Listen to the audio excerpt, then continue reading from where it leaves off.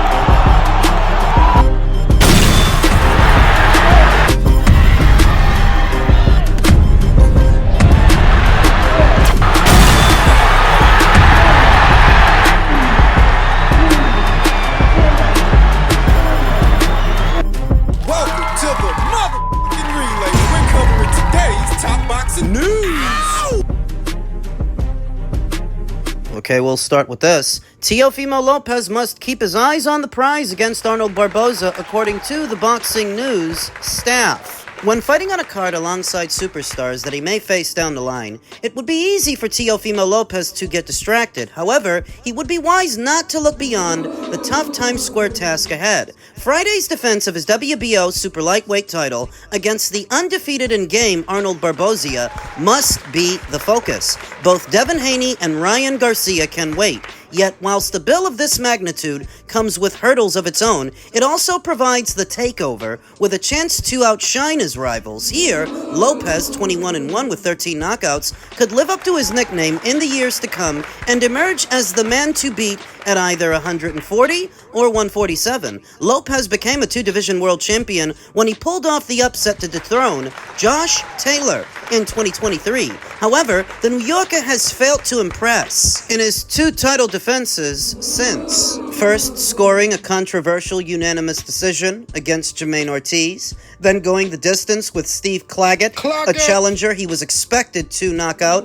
As a result, the Teofimo Lopez hype train has come to a stop of sorts, and the 27-year-old needs a performance to get back on track and reaffirm his position as a pound-for-pound talent. Luckily, the newly respected Barboza, 32-0 with 11 KOs, provides him with that precise opportunity. Barboza was the beneficiary of a fortunate decision of his own when he got the nod over Sean McComb last year. That poor display has since become a distant memory after a win over Jose Ramirez and a shock triumph over Jack Catterall on away soil proved Barboza's quality against the back-footed Catterall. Barboza's output won him that fight. The visitor continuously threw punches in bunches and was willing to miss the first or second punch of each combination in order to land a third.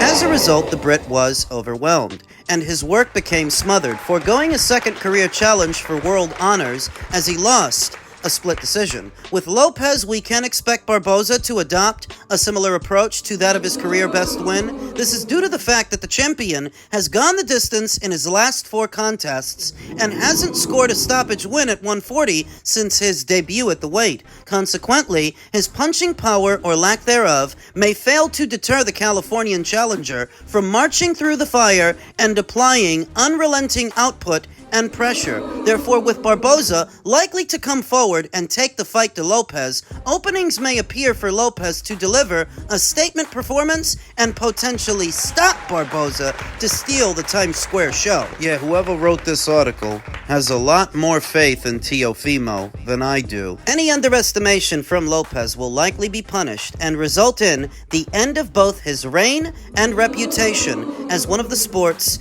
elite fighters. Still, on a card of this size and in his hometown, Boxing News Online believe that Lopez will be at his best and that an aggressive approach from Barboza will favor the champion. Having struggled with cutting off the ring against Ortiz, defense-first fighters appear to be an issue for Lopez. Barboza's success as an aggressor against Catterall may sway him from such an approach. We anticipate Barboza will meet Lopez in the middle on Friday night and a back-and-forth battle will ensue. The superior timing and shot selection of Lopez benefits him here and should see him come out on top with a unanimous decision. So many people seem to have so much more faith in Teofimo's boxing ability than I do. They're picking him to win on the predication that Arnold will be the aggressor, when more often than not, Arnold is the boxer, Arnold is the mover, Arnold is the jabber. Slight deviation in the Jack Catterall fight might have been because Arnold was the away fighter on away soil, so he knew he couldn't coast. But that deviation is being exaggerated a bit, because if you saw that fight, Arnold wasn't that much busier than Jack, just enough to win a points decision. I don't think he's going to take that same approach with Teofimo. By now, everybody knows what bothers Teofimo, and it's not coming forward throwing punches and bunches, it's hanging back and setting traps.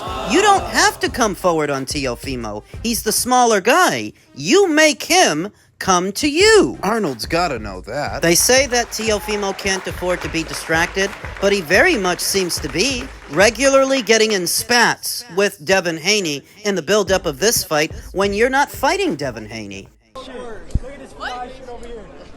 That got put to sleep. That got put to sleep by Garcia. You got a fucking mask. You got a Freddie Guerrero mask. You got a Betty Crown mask. Get your bum ass out of here too. We're good. Female. Because we winning. Get out of our face. Tell him to take his sex mask off. Devin's team and Teofimo's team got into it at the press conference earlier today. Teofimo showed up in some kind of a gimp mask. A lucha libre mask. I really don't know what he was going for. Now, you could argue that all of his shenanigans in the build-up have come from the intention of selling the pay-per-view, but him being on the undercard and not in the main event, what difference does it make to Teo how much it sells? And all the hostility towards the Haneys. Your crack at the apple with Devin Haney has come and gone. It's not about you and Devin anymore. It's about Ryan and Devin. That's what this is a prelude to. You need to focus on Arnold. Arnold Barbozia, who said the loudest person in the room is often masking deep-seated insecurities by overcompensating through attention-seeking behavior or exaggerated confidence. This loudness can serve as a defense mechanism and create a psychological shield against inner doubts. In layman's terms, he's trying to drown out his own worries by being loud and being boisterous to silence his own fears, at least according to Sigmund Arnold. And it's not even that I'm a big fan of Arnold's boxing so much as I've lost faith in Teofimo's. Too many red flags, too many times. People at Boxing News say that he can't afford to be distracted, but he very much seems to be in where they're picking him to win on Friday. I'm not. I'm sorry.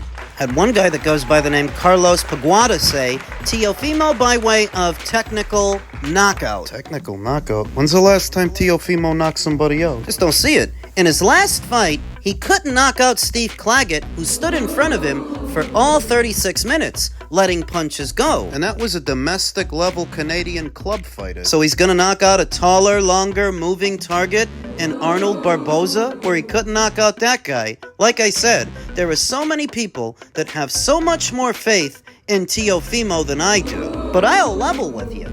If Teofimo can handle his business this weekend, if he can, that will help to restore my faith in him, because right now, it's at an all-time low, and I'm not picking him to win. I'm picking Arnold to win a points decision, maybe a split. But I've got Arnold. I think some of these guys are just enamored with Teofimo, and they want him to be more than what he is, better than what he is, in spite of the evidence. In the main event, Ryan Garcia predicts Rolando Romero will be the latest to retire after facing him.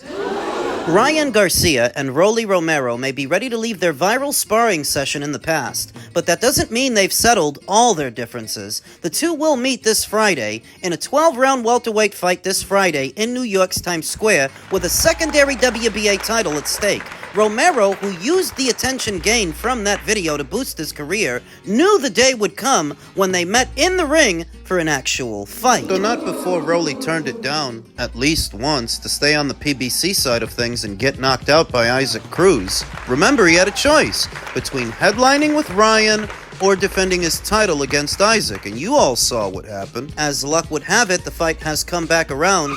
This fight was destined to happen. I called it. I knew it was going to be at 147 and be one of the biggest fights in boxing history. Now look at this, said Romero. Garcia, 24-1 with 20 knockouts, has a lot to prove heading into the fight. The fight will be his first since his controversial 2024 meeting with Haney, when he knocked Haney down 3 times and initially won a majority decision, only for the verdict to be overturned when he failed a series of performance-enhancing drug tests. Instead of focusing on rehashing their past, Garcia touted his technical advantages over Romero. I'm gonna take control of the fight right away. I have to control the ring. He's not a better boxer than me, but he's gonna try to do things to make me uncomfortable. Ring generalship is my best friend when I step in the ring, said Garcia. I retired Luke Campbell, I retired Javier Fortuna, and I'm about to retire Rolly and be done with these dudes. Whenever I get a feeling about retiring someone,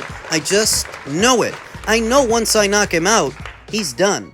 If he does knock him out, where would Rolly go from there? There are not that many paydays for a guy as limited as Rolly. He's lucky this fight came back around. But say he does get knocked out, and I think he's going to, it doesn't have to be the end per se. Maybe he can fight the loser of Lopez versus Barboza on one of Turkey's shows. For this fight, Garcia has brought back Derek James, the trainer who is best known for guiding Errol Spence to the Unified Welterweight Championship. While some were skeptical about how long the union would last, Garcia says they have meshed together well. Derek's style is all technique. He's not worried about flash, and that's the perfect person for me. I've already got the speed and I've got the power that I can turn on. We're like yin and yang. We're the perfect combination, said Garcia. But this is what he says now. Before Derek came back into the picture, he was supposed to be training with Eddie Reynoso. Remember? What that communicates to me is that Derek was not his first choice. Not if you were entertaining the idea that you would go back to training with Eddie. That's who he was with before he got with Derek. In any event, I do have Ryan knocking out Rolly,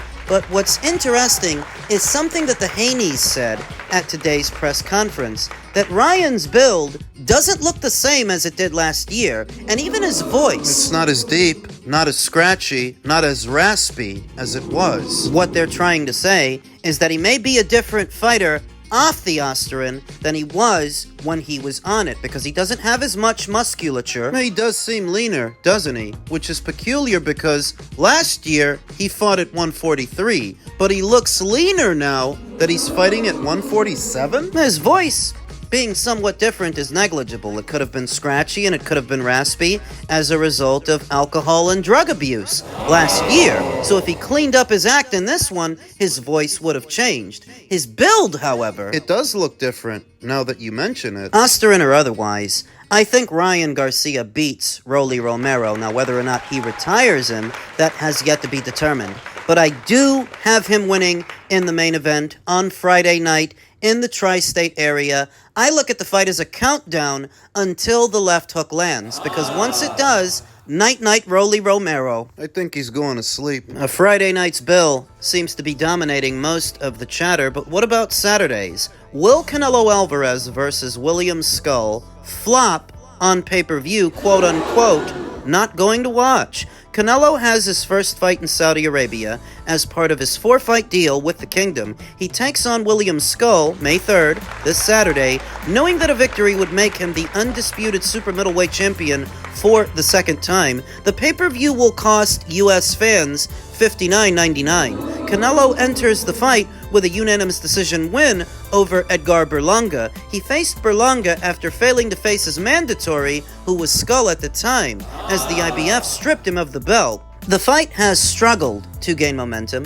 primarily since boxing fans were hoping to see the David Benavidez fight. The Mexican monster recently moved to light heavyweight after failing to get the Canelo fight. He is currently the WBC light heavyweight champion, as Benavidez's focus may now be elsewhere. Canelo's fight against Berlanga still sold 650,000 pay-per-view plays, generating a live gate of 17 million. While the Scull bout is a historic fight, as Canelo's win sets up a Terence Crawford fight in September, boxing fans have not been entirely convinced. Things have not been helped by other big fights taking place this week. Ryan Garcia, his first fight since his year ban after his Devin Haney no contest, as he faces Rolando Romero this Friday. Devin and Teofimo also box on that card. Meanwhile, Inui has his fight in the United States against Ramon Cardenas in a defense of his undisputed super bantamweight crown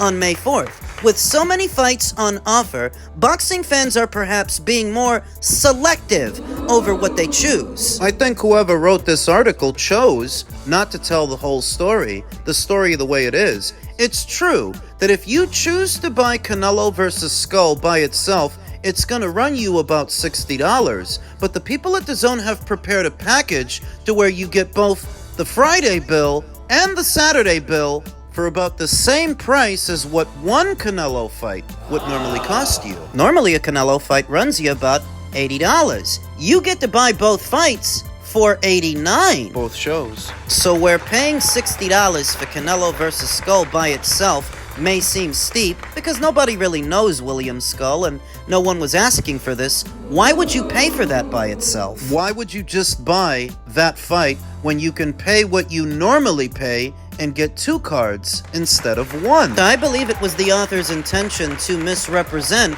this weekend's festivities, to make it seem grossly overpriced. The Canelo fight. That one specifically. But need I remind you that Canelo boxes on pay-per-view exclusively, so on this platform or another, it was always going to run you roughly that same dollar amount.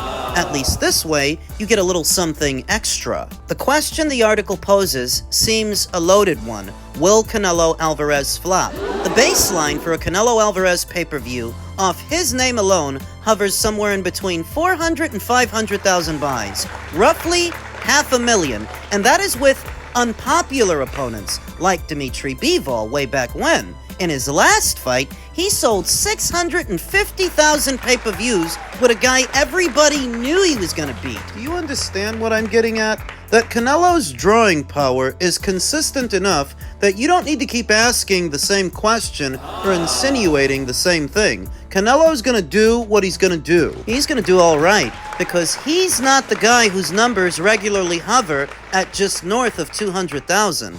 That's Gervonta, and if it feels like Turkey's paying too much out to these fighters, paying too much out for these cards, let Turkey worry about his money. Let him worry about that. I know that William Scull is not a high-profile opponent per se, but if it were William Scull versus Diego Pacheco or Christian Mabili, if it were William Scull versus Edgar Berlanga or Caleb Plant, Jaime Munguia, that would be perfectly permissible, so that you guys can turn your nose up at that same William Scull when Canelo fights him? Sounds like a double standard to me. I'm not overly excited about Saturday's fight. I'm not overly excited, but I'm not gonna poo-poo all over it either. As a segue to a Terence Crawford fight in September, a bigger fight with a bigger name, with more intrigue, I'll take it. I'm all right with the William Scull fight. I'm not a wet blanket like so many of you guys. It's not the biggest fight Canelo could be in, but how many times have we said that before about how many other boxers? Canelo Alvarez included. Maybe you guys need to start looking on the bright side.